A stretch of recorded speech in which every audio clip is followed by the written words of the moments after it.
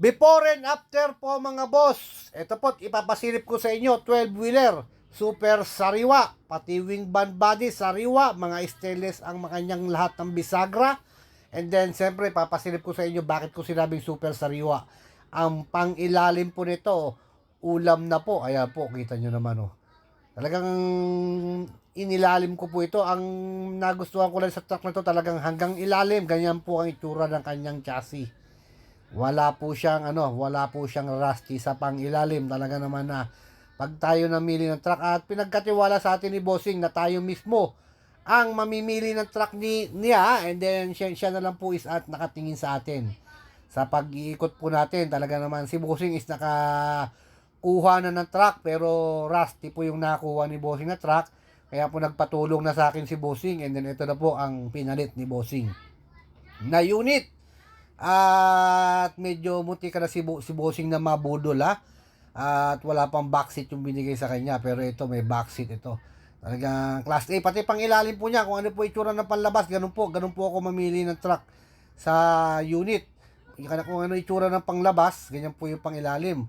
Kung meron pong rusty sa pangilalim, alam niyo kung anong banda sa may rusty niyan. Sa may cross member po sa hulihan. Pero ito po, super class A po. 2 fuel tank. And then with AdBlue, pare-remap na lang po ito. Ipapasilip ko po sa inyo ha. Yung kabuuan po ng unit pag natapos na po ang unit po na ito.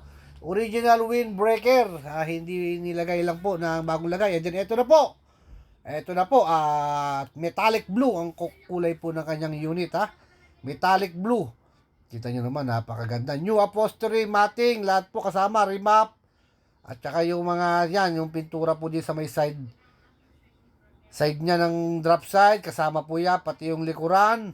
Ayan po, kita nyo naman na talaga naman. Super class A po yung unit na napili ko kay Bossing. Talaga naman na okay na, alright pa. And then, sa mga naghahanap po ng unit at gusto po magpag-guide sa akin dito sa Subic, tawag po kayo sa akin.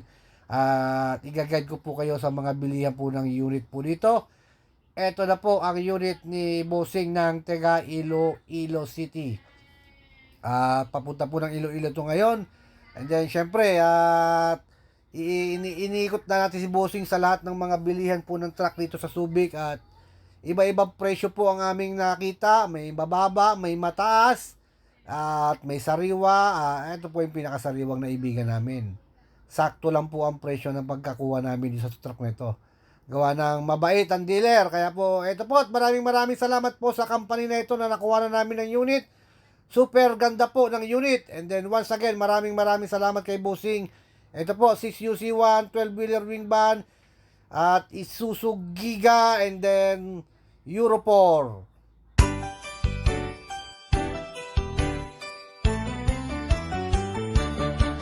Pasko na,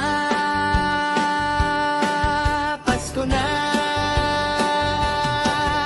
kami bumabati, Subic Truck TV, handog ay ngiti, sa Subic ang gabay, sa tamang bilihan, kung truck na kalidad ang iyong kailangan.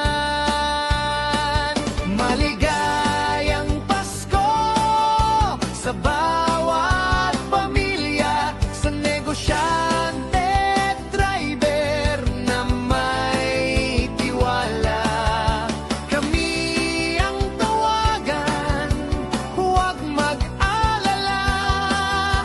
Truck na maasahan,